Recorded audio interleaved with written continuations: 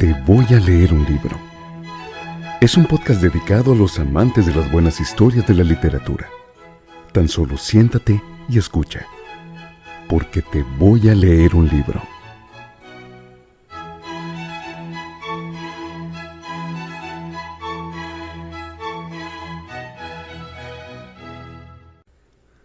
Todos los libros en este podcast están protegidos por las leyes de derechos reservados de autor. Este podcast se realiza sin fines de lucro.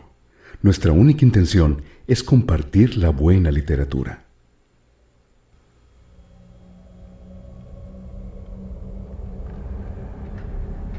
La mujer de negro, de Susan Hill.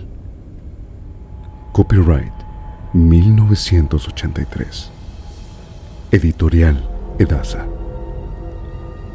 La mujer de negro.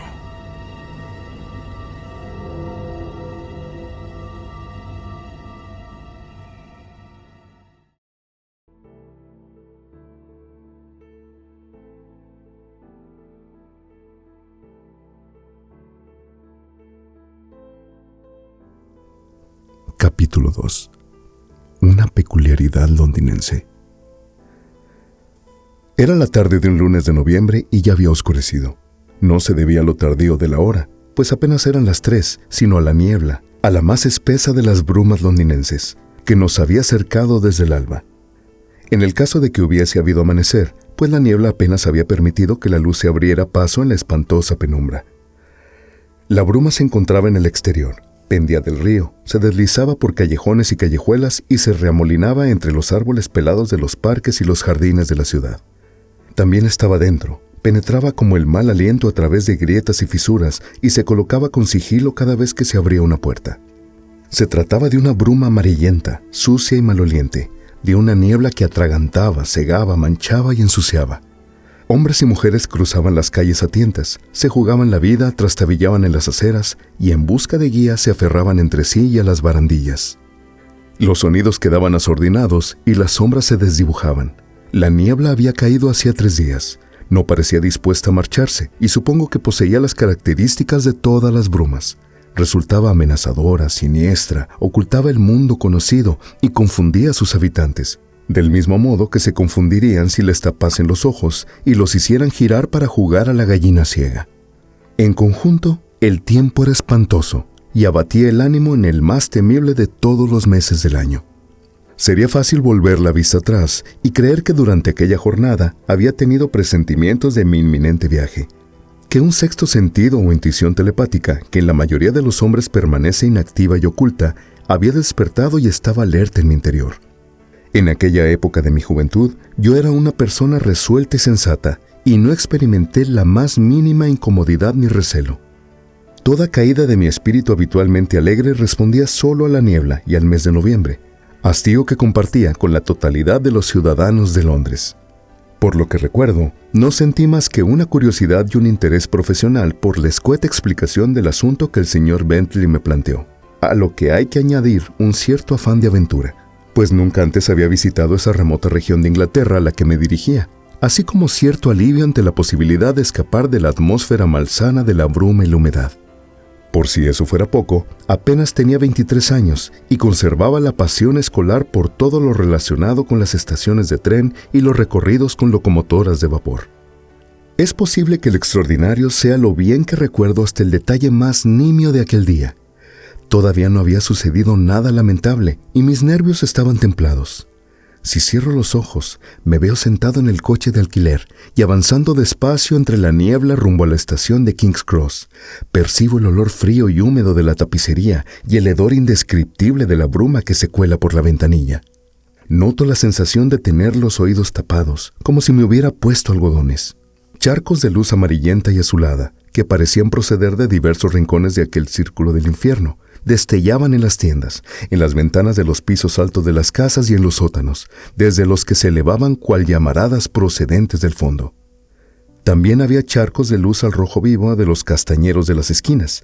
Aquí se alzaba un gran caldero de brea hirviente para los peones camineros, caldero que burbujeaba y soltaba un enfermizo humo rojo. Allí se vislumbraba la luz de la farola que el farolero sostenía en alto y que se balanceaba y vacilaba. En las calles el estrépito era constante. Se oían frenazos, bocinazos y los gritos de un centenar de conductores cegados y obligados a aflojar la marcha debido a la niebla. Cuando me asomé por la ventanilla del coche, en medio de la penumbra, las figuras que discerní y que se abrían paso en las tinieblas semejaban formas espectrales, con las bocas y los mentones embozados por bufandas, velos y pañuelos. Cada vez que alcanzaban la seguridad relativa de un charco de luz, sus ojos adquirían un tinte rojizo y resultaban demoníacos. Tardé cerca de 50 minutos en recorrer el 1,5 kilómetros que separaba el bufete de la estación, y como no podía hacer nada y había tenido en cuenta que el inicio de mi viaje sería lento, me arrellané. Me convencí de que ese sería el peor tramo de mi recorrido y repasé mentalmente la conversación que por la mañana había mantenido con el señor Bentley. Trabajaba con tesón en los aburridos detalles de unas escrituras de traspaso de propiedades y había olvidado por un momento la niebla que se aferraba a la ventana como una bestia peluda a mi espalda cuando Thomas, el pasante, entró para pedirme que fuese al despacho del señor Bentley.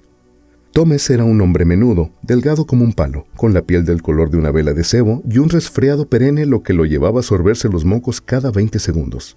Motivo por el cual había sido relegado al cuchitril de la entrada, donde guardaba libros mayores y recibía a los clientes con tal aire de sufrimiento y melancolía que cualquiera que fuese el asunto por el cual hubiesen decidido ir a ver al abogado, los visitantes solo pensaban en testamentos y últimas voluntades.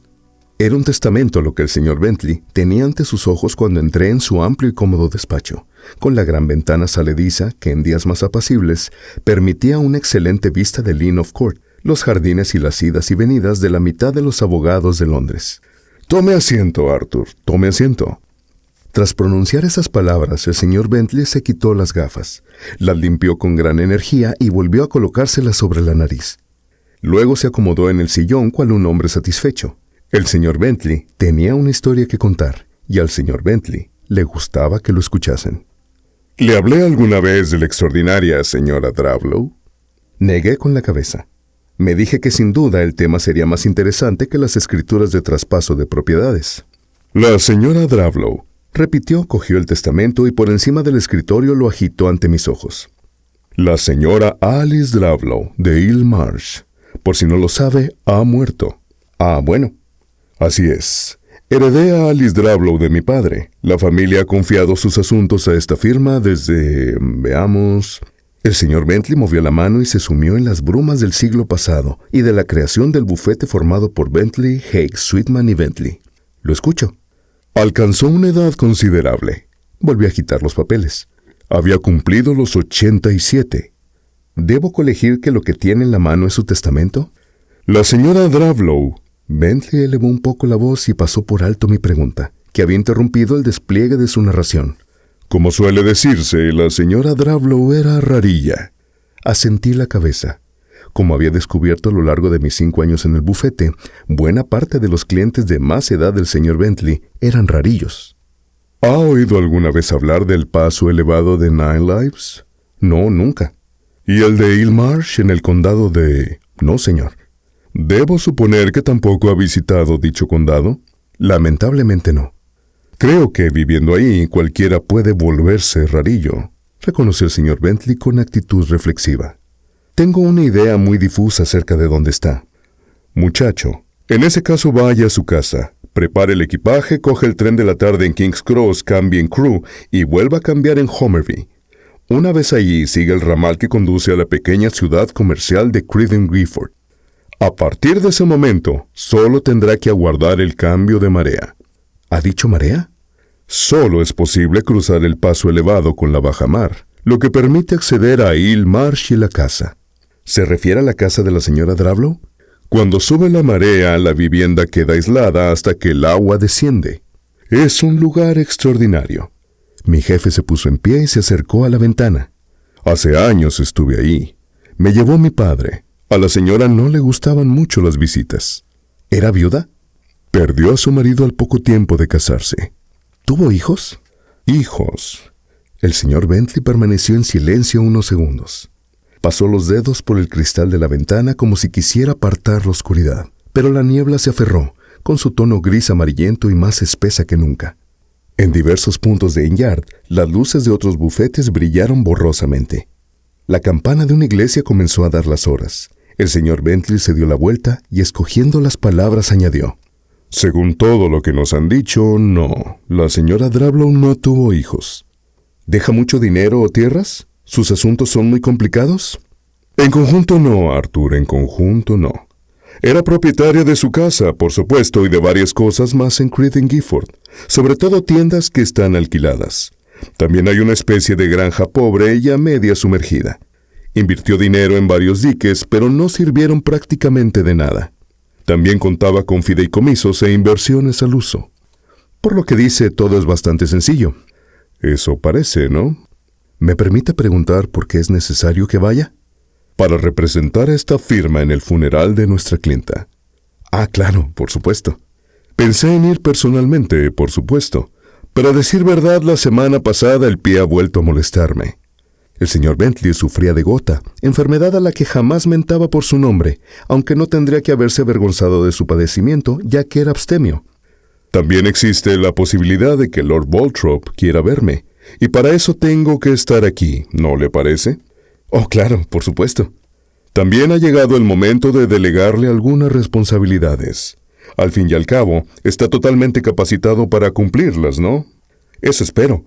Puede dar por hecho que me gustará mucho asistir al funeral de la señora Drablow. Pues hay algo más. ¿Se refiere al testamento? Sí, hay otro asunto del que hay que ocuparse, un asunto relacionado con la herencia. Aprovecharé el viaje para informarse de los detalles. Básicamente, tendrá que repasar los papeles de la señora Drablow, sus papeles privados, sean los que sean y donde quiera que estén. El señor Bentley masculló algo. Cuando los encuentre, debe traerlos a mi despacho. Entendido. La señora Drablow era un poco, digamos que un poco desorganizada. Tal vez dar con ellos le lleve cierto tiempo. ¿Quiere decir 1 o 2 días? Arthur, 1 o 2 días como mínimo. También es posible que la situación haya cambiado y que me equivoque. Quizá las cosas están en su sitio y todo se resuelva en una tarde. Como ya he dicho, han pasado muchos años desde la última vez que estuve ahí.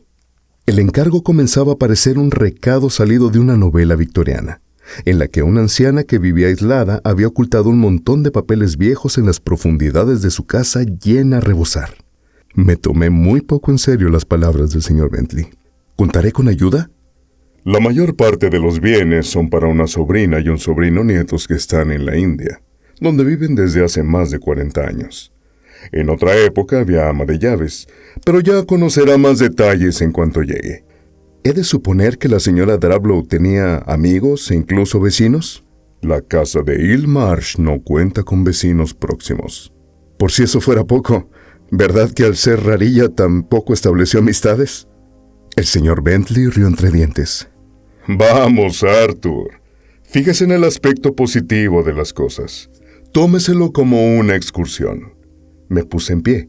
Al menos se librará de esto durante 1 o 2 días. Mi jefe señaló la ventana. Asentí.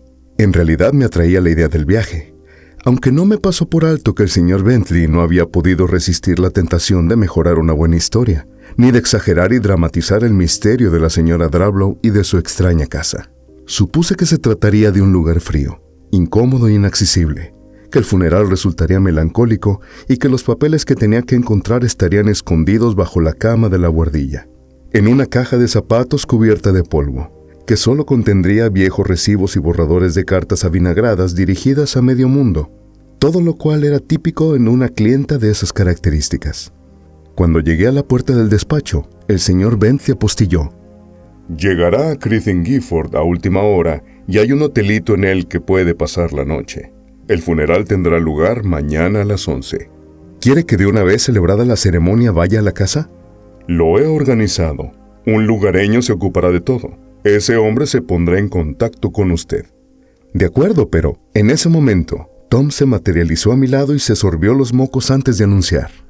Señor Bentley, el cliente de las 10:30. Está bien, hágalo pasar. Señor Bentley, concédame un momento. Arthur, ¿qué ocurre? No se quede en la puerta, tengo cosas que hacer. ¿No tiene más que decirme? Impaciente el señor Bentley me despidió con un ademán. Momento en el que Tom apareció con el cliente de las 10:30. Me retiré. Tenía que ordenar mi escritorio, volver a mis habitaciones, preparar el equipaje, comunicar a la casera que estaría fuera un par de noches y escribir una nota a Stella, mi prometida. Albergué la esperanza de que su desilusión ante mi ausencia repentina quedaría templada por el orgullo de que el señor Bentley me confiara de esa forma los asuntos de la firma, lo que suponía un buen presagio con respecto a la perspectiva futura de la que dependía nuestro matrimonio, previsto para el año siguiente. Luego tenía que coger el tren de la tarde hasta un rincón perdido de Inglaterra, rincón del cual, hasta hacía pocos minutos, apenas recordaba haber oído hablar. Me disponía a abandonar el edificio cuando el lúgubre Toms golpeó con los nudillos el cristal de su cubículo y me entregó un grueso sobre de papel de estraza en el que se leía Drablow. Me lo puse bajo el brazo y me zambullí en la asfixiante niebla londinense.